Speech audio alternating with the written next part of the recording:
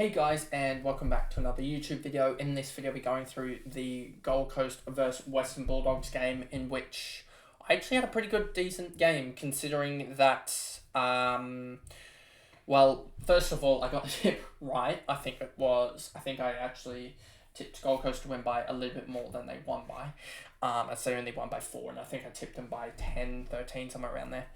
And also Single had a really good game.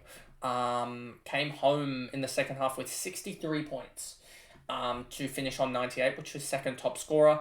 And I had Whitford, who was the third top scorer for Gold Coast and about 7th overall. Yeah, looking here, 7th top scorer for the game. She's really struggled since I thought she was a really good option after going 101 and 125. So that kind of sucks, to be honest with you. But what can you do? And yeah, so before we get into the video, remember to like and subscribe, turn the notification bell on so you know when I upload, especially given this week's schedule is going to be a little bit hectic. And let's get into the video. So as you can see here, ROWBOTTOM 28 and 8, she did really well.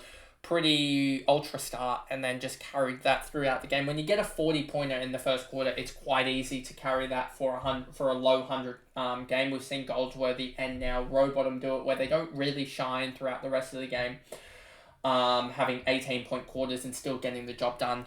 And you can see here also, like I was saying with Single, 15, 20, 41 in the third quarter. When you get that 40-point quarter, it is quite easy to get close to that ton.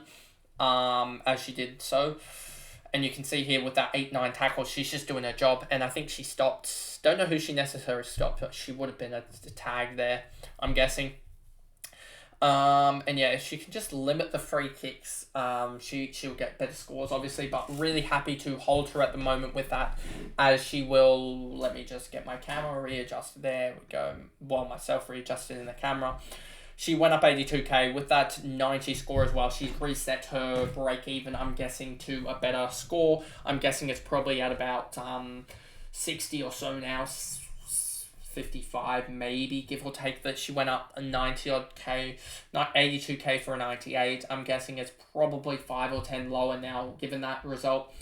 And if she goes 90 again, 95 again, she will gain massive cash. She's probably going to be put on. I don't know if she's going to be put on Hatchard or if she's going to be put on Marinoff. That would be bold if they went Marinoff, as that'll just be a tackle fest between those two. It'll be pretty ridiculous. She'll probably still really score well.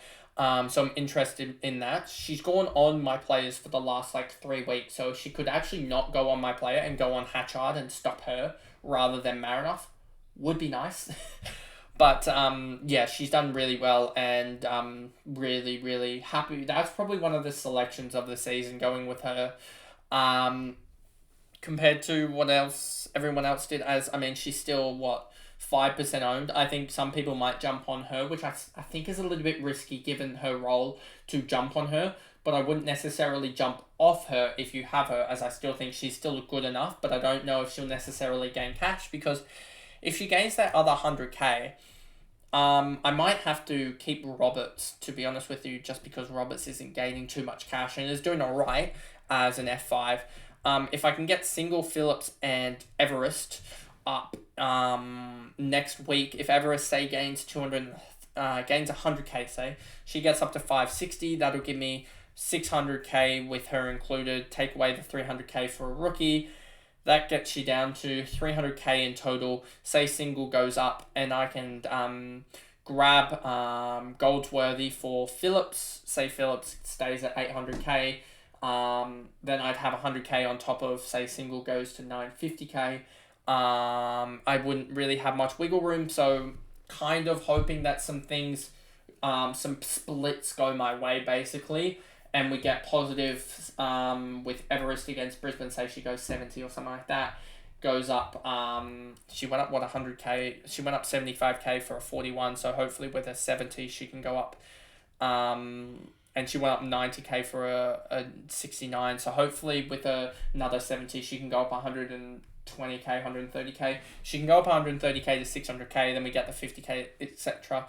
Then Single does well and Phillips does well, then I can upgrade to Goldsworthy and Morrison there, and I think that's a win. Or maybe I might be able to even get away with Roberts upgrading, etc. But we'll see. There's a lot of if, buts, and maybes with what I'm doing there with my analysis, so it's probably not the best analysis, and I should just wait until the actual game week has concluded. And we get the price changes on the Monday that we're usually getting them. Darcy went 58 in this game. Surprising, as well as Side going 60. That's something we can watch. Because if we can downgrade, what's Sard at? Sard here, 553k. If we can downgrade heads and gain 500 sort of game, what did Sard go up by? Sard went up by 34k. If she does another 60, she's probably going to go up by...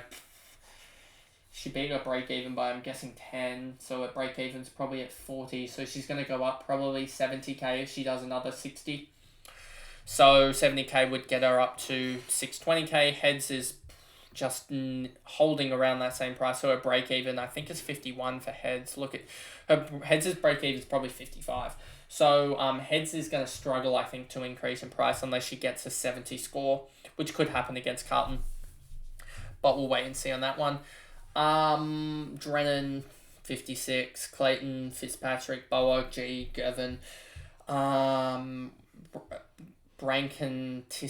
Tisano, however you say that name, Bella, Stanton, Randall, Aarons, McLaughlin, Membry, Davies. Then we move on to Western Bulldogs. And again, Western Bulldogs have just been horrible this year. What are they? 0-4. Struggling against Gold Coast. I mean, they'll probably still beat the Swans if they come up against the Swans. I don't think they come up against the Swans, which is probably a good thing. Swans stay away from those matchup. And again, some people think that you wouldn't have round 24, but the gather round was round 5. Just talking about some Brownlow things. But anyway, so Berry, Giorgio Stanthus, 92, Fitzgerald, 88, Edmonds, 86, Blackburn, 77, Wilcox, 73, Grant, 72, Lamb, 70. None of these girls are that interesting, to be honest, or that intriguing to go for. And if we look at it in this sense, if we just go to not West Coast Eagles, we want to go down one more to Western Bulldogs. You got Berry, 92 as a forward. I don't think that's that interesting, to be honest. I think that's just an outlier. Wilcox, and then let me actually just do this, and we'll change it to DFS. We'll run this to AFLW, then we'll go down to CBAs, because surely something's going on with Western Bulldogs if you have multiple forwards there. So Wilcox, nothing there. So you have, that is the forwards in general. So you have forward Berry. Is Berry getting any midfield time? Berry got 43%. Wouldn't be surprised if that is 40. So there's another option there. Berry actually is gaining some midfield time. If she got round 4, so round 3 against Melbourne, round 4 if she does well, and then another round if she does well, was she priced at 708k? So we could see a flip with Phillips there, and that'll give me enough potentially actually now to skip over Everest if Berry is consistent enough, scoring 90 after 90. Because another 90 and she'll go up probably 120k, so 820.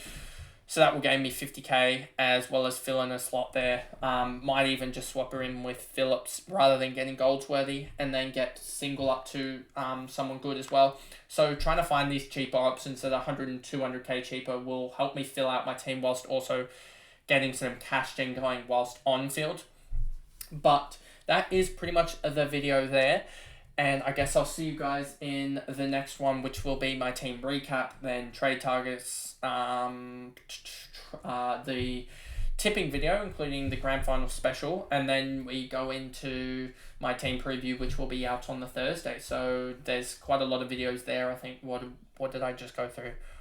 1, 2, 4, 5 videos there in the next 2 days, and then the Swans video will be on the Friday, and you'll see that as a probably standalone video, which probably won't do the best, but anyway, that's got to do with the scheduling currently for grand final week. But anyway, I'll see you guys in the next video. Bye guys. Goodbye.